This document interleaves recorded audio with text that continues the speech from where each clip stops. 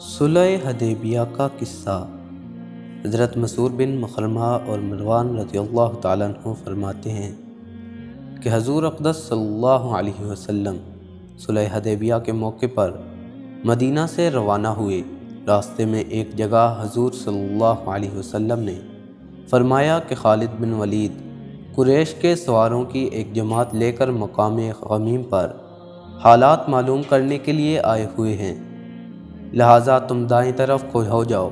اللہ کی قسم، حضرت خالد کو حضور صلی اللہ علیہ وسلم کے قافلے کی خبر اس وقت ہوئی جب کہ یہ لوگ عین ان کے سر پر پہنچ گئے اور انہیں اس قافلے کا غبار نظر آیا۔ جب حضرت خالد کو پتہ چلا تو انہوں نے گھوڑا دوڑا کر قریش کو آپ کی آمد کی اطلاع دی۔ حضور صلی اللہ علیہ وسلم چلتے رہے یہاں تک کہ جب آپ اس گھاٹی پر پہنچے جہاں سے مکہ کی طرف راستہ جاتا تھا تو آپ کی اونٹنی بیٹھ گئی۔ اس اونٹنی کا نام قصوہ تھا۔ لوگوں نے اسے اٹھانے کے لیے عرب کے رواج کے مطابق ہل ہل کہا، لیکن وہ بیٹھی رہی تو لوگوں نے کہا قصوہ اڑ گئی ہے، قصوہ اڑ گئی ہے۔ آپ نے فرمایا قسم ہے اس ذات کی جس کے قبضے میں میری جان ہے، کفار مکہ مجھ سے جون سی بھی ایسی تجویز کا مطالبہ کریں گے جس سے وہ اللہ کی قابل احترام چیزوں کی تعظیم کر رہے ہوں گے، میں ان کی ایسی تجویز کو ضرور مان لوں گا۔ پھر آپ نے اس اونٹنی کو جھڑکا تو وہ فوراً کھڑی ہو گئی۔ پھر آپ نے مکہ کا راستہ چھوڑ دیا اور وادی حدیبیہ کے آخری کنارے پر پڑاؤ ڈالا جہاں ایک چشمہ میں سے تھوڑا تھوڑا پانی نکل رہا تھا۔ صحابہ رضی اللہ تعالیٰ عنہ نے حضور اقدس صلی اللہ علیہ وسلم سے پیاس کی شکایت کی۔ آپ نے اپنے ترکش میں سے ایک تیر نکال کر دیا۔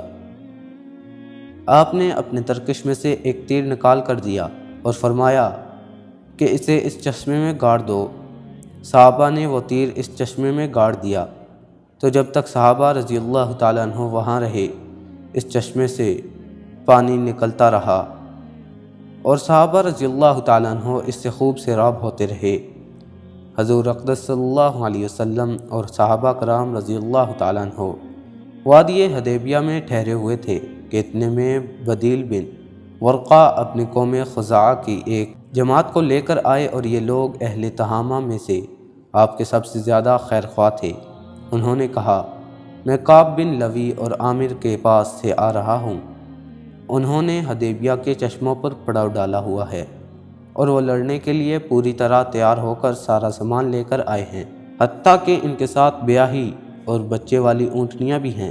وہ آپ سے لڑنا چاہتے ہیں اور آپ کو بیت اللہ سے روکیں گے۔ تو آپ نے فرمایا ہم کسی سے لڑنے کے لیے نہیں آئے ہیں بلکہ ہم تو عمرہ کرنے آئے ہیں۔ ہم بہت حیران ہیں کہ وہ لڑائی کے لیے تیار ہو کر آ گئے ہیں، حالانکہ لڑائیوں نے تو قریش کو بہت تھکا دیا ہے اور ان کو بہت نقصان پہنچایا ہے۔ اگر وہ چاہیں تو میں ان سے ایک عرصہ تک کے لیے صلح کرنے کو تیار ہوں۔ اس عرصے میں دوسرے لوگوں کے درمیان کوئی مداخلت نہیں کریں گے اور میں اس عرصے میں دوسرے لوگوں کو دعوت دیتا رہوں گا۔ اگر دعوت دے کر میں لوگوں پر غالب آ گیا اور لوگ میرے دین میں داخل ہو گئے تو پھر قریش کی مرضی ہے، اگر وہ چاہیں تو وہ بھی اس دین میں داخل ہو جائیں جس میں دوسرے لوگ داخل ہوئے ہوں گے، اور اگر میں غالب نہ آیا اور دوسرے لوگوں نے غالب آ کر مجھے ختم کر دیا تو پھر یہ لوگ آرام سے رہیں گے، اور اگر وہ صلح کرنے سے انکار کر دیں تو اس ذات کی قسم جس کے قبضے میں میری جان ہے، میں ان سے اس دین کے لیے ضرور لڑوں گا یہاں تک کہ میری گردن میرے جسم سے الگ ہو جائے، یعنی مجھے مار دیا جائے، اور اللہ کا دین ضرور چل کر رہے گا۔ حضرت بدیل نے کہا آپ جو کچھ کہہ رہے ہیں میں وہ سب اہل مکہ کو پہنچا دوں گا۔ چنانچہ حضرت بدیل وہاں سے چل کر قریش کے پاس پہنچے اور ان سے کہا ہم اس آدمی کے پاس سے آپ کے پاس آ رہے ہیں اور ہم نے اس کو ایک بات کہتے ہوئے سنا ہے، اگر آپ چاہیں تو ہم اس کی بات آپ کو پیش کرتے ہیں۔ اہل مکہ کے نادان قسم کے لوگوں نے کہا ہمیں ان کی کوئی بات بتانے کی ضرورت نہیں ہے، لیکن ان میں سے سمجھدار لوگوں نے کہا تم نے ان سے جو سنا ہے وہ ہمیں ضرور بتاؤ۔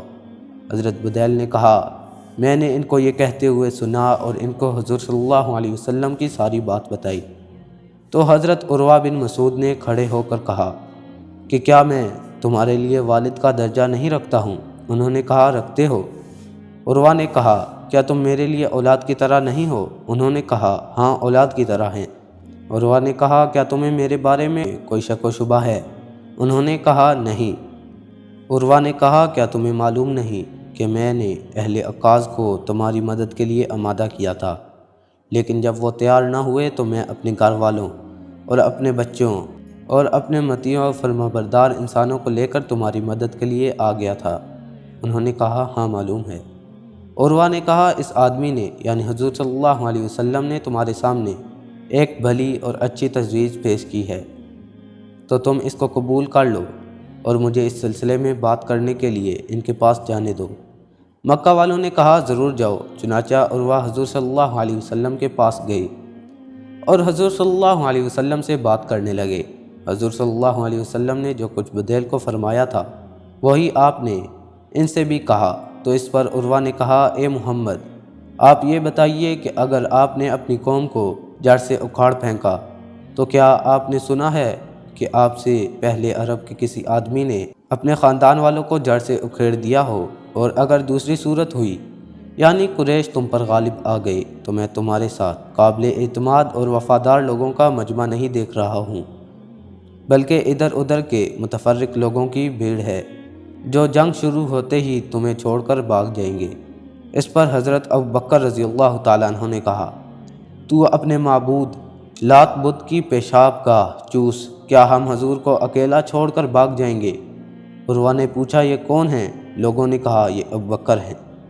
عروہ نے کہا قسم ہے ذات کی جس کے قبضے میں میری جان ہے، اگر تمہارا مجھ پر وہ احسان نہ ہوتا جس کا میں اب تک بدلہ نہیں دے سکا تو میں تمہاری اس بات کا جواب ضرور دیتا۔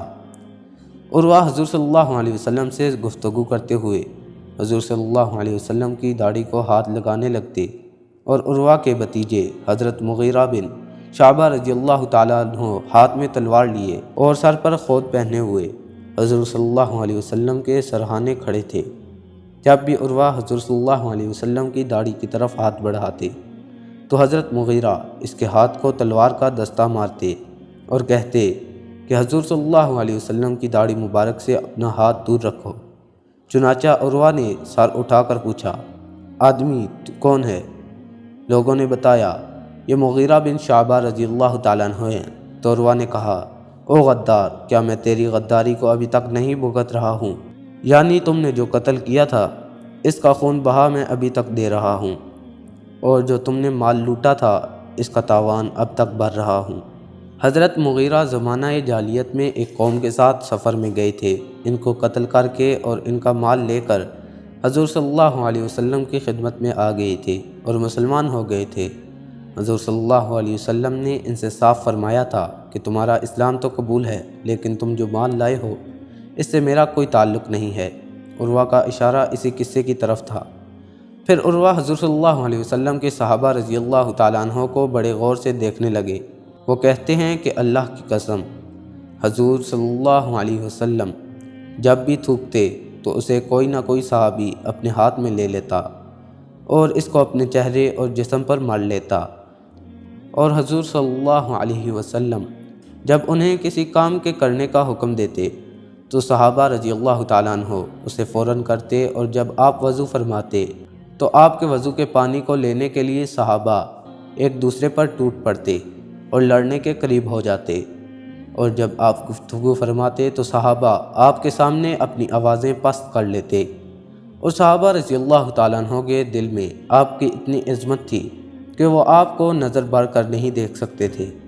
چنانچہ عروہ اپنے ساتھیوں کے پاس واپس گئے اور ان سے یہ کہا کہ میں بڑے بڑے بادشاہوں کے دربار میں گیا ہوں، کیسر کسریٰ اور نجاشی کے دربار میں گیا ہوں، اللہ کی قسم میں نے ایسا کوئی بادشاہ نہیں دیکھا جس کی تعظیم اس کے درباری اتنے کرتے ہوں جتنی محمد صلی اللہ علیہ وسلم کے صحابہ رضی اللہ تعالیٰ عنہ محمد کی کرتے ہیں۔ اللہ کی قسم حضور صلی اللہ علیہ وسلم جب بھی تھوکتے تو اسے کوئی نہ کوئی صحابی اپنے ہاتھ پر لے کر اپنے چہرے اور جسم پر مل لیتا، اور انہیں جس کام کے کرنے کا حکم دیتے اس کام کو فوراً کرتے، اور وہ جب وضو کرتے تو ان کے وضو کا پانی لینے کے لیے ایک دوسرے پر ٹوٹ پڑتے اور لڑنے کے قریب ہو جاتے، اور وہ جب گفتگو فرماتے تو سب اپنی آوازیں پست کر لیتے یعنی خاموش ہو جاتے، اور تعظیم کی وجہ سے صحابہ رضی اللہ تعالیٰ عنہ آپ کو نظر بھر کر نہ دیکھ سکتے، اور انہوں نے تمہارے سامنے ایک اچھی تجویز پیش کی ہے، تم اسے قبول کر لو۔